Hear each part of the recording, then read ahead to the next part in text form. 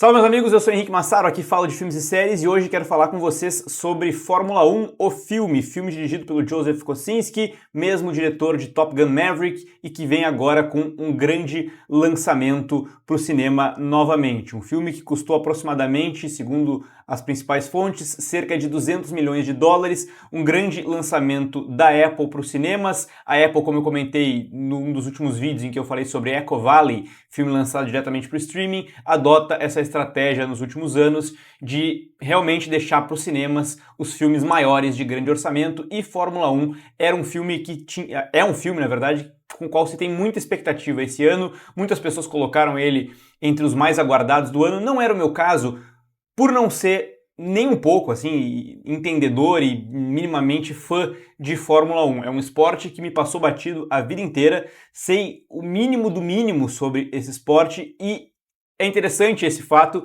porque eu estava muito curioso para saber qual seria a minha relação com esse filme e de outras pessoas que, como eu, não têm essa relação com a Fórmula 1, qual tipo de experiência vai encontrar no cinema. E eu já adianto que eu acho que é uma experiência extremamente positiva, já respondendo logo de cara que não precisa entender absolutamente nada de Fórmula 1, o filme faz questão de te explicar tudo, às vezes até excessivamente, e isso talvez vai ser um problema para alguns espectadores, possivelmente para quem é fã de Fórmula 1, e eu quero deixar esse grande questionamento aqui nesse vídeo. Mas vamos falar sobre o filme protagonizado aí pelo Brad Pitt, que interpreta o Sonny Hayes, um cara que foi piloto de Fórmula 1 e tinha uma carreira promissora nos anos 90, pilotou na época de Ayrton Senna, por exemplo, mas sofreu um grave acidente que obrigou ele a abandonar a carreira e ele acabou meio que se perdendo na vida, tendo uma vida um tanto quanto errante, competindo em corridas alternativas, quebrou financeiramente, enfim.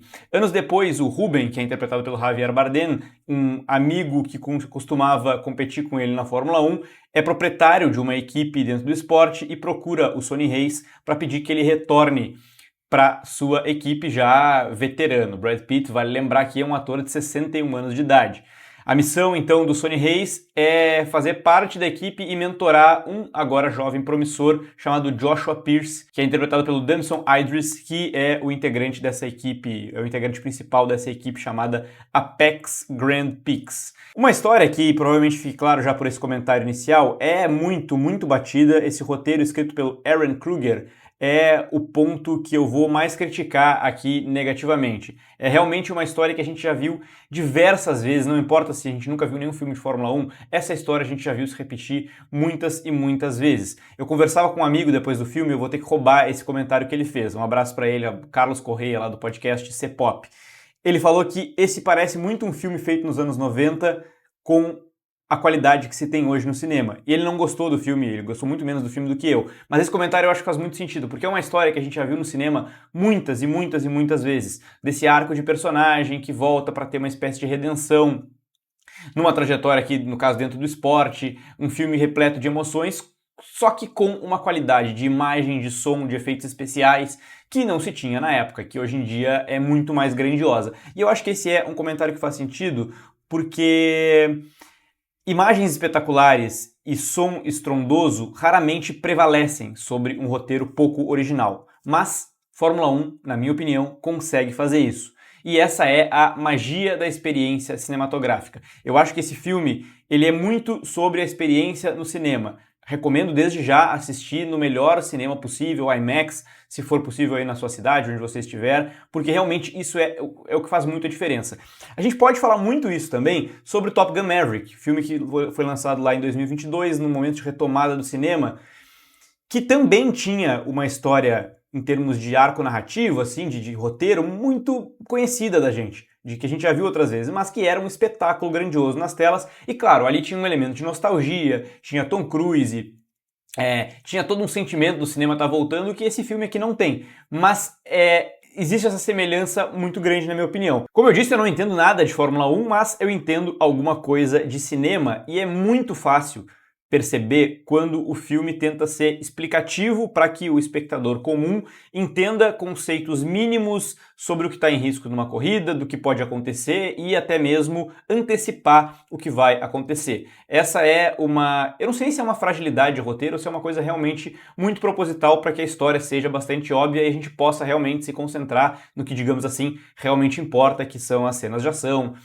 a gente ser colocado dentro do cockpit com os corredores, né, de ter essa sensação de imersão dentro de um carro, que realmente é muito diferencial para se ter no cinema e que é um dos pontos altos do filme, para a gente ficar hipnotizado pelo som dos carros, pela trilha sonora do Hans Zimmer, que é sempre excepcional e que faz muito sentido aqui com a história do filme como um todo, mas do personagem do Sonny Hayes. E se não entendendo nada de Fórmula 1, eu percebi muito isso e tive uma facilidade absurda de entender o conceito do esporte muito simples que eles estavam tentando trazer no filme. Pode ser que realmente apreciadores de Fórmula 1 que sejam muito apegados a esses detalhes se incomodem com esse filme. Para ilustrar um pouco isso que eu tô querendo dizer, existe, por exemplo, um momento, e aqui não vai nenhum spoiler, em que o personagem do Brad Pitt, o Sonny Hayes, ele vai lá e descreve o sentimento que ele tem dentro de um carro de corrida, que simboliza o porquê que ele faz isso há tanto tempo e porquê que ele voltou para a Fórmula 1.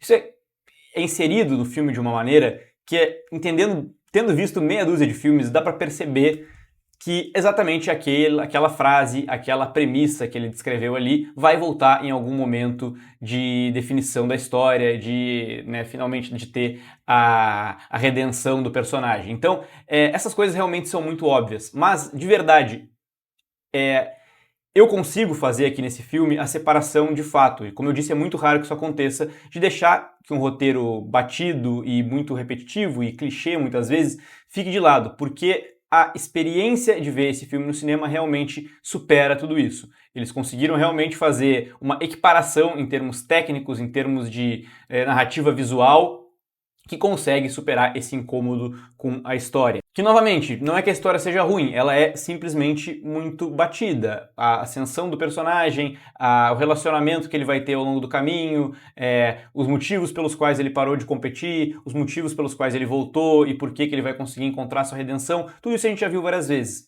Não significa que seja uma história ruim, é simplesmente, como eu disse, uma história pouco original. Se fosse uma história realmente muito problemática, muito mal construída, e que, em vez de clichês, optasse por erros absurdos, aí talvez esses efeitos técnicos, realmente essa narrativa visual e sonora não conseguisse compensar. No caso aqui, compensa. Eu consigo deixar de lado, por exemplo, e aí falando como, de novo, um não conhecedor do esporte, e não precisa ser um conhecedor do esporte para saber disso, que um cara de beirando seus 60 anos, como é o caso do personagem do Brad Pitt, jamais conseguiria ser sequer chamado, e também competir com atletas de elite de qualquer esporte que seja, muito mais da Fórmula 1. Mas, de novo, isso entra muito numa questão de suspensão de descrença que o filme exige um pouco, mas que eu acho que é fácil da gente entrar, porque é muito fácil também ficar hipnotizado por todo o resto, né? Pela música, pelo som, pelas imagens e tal.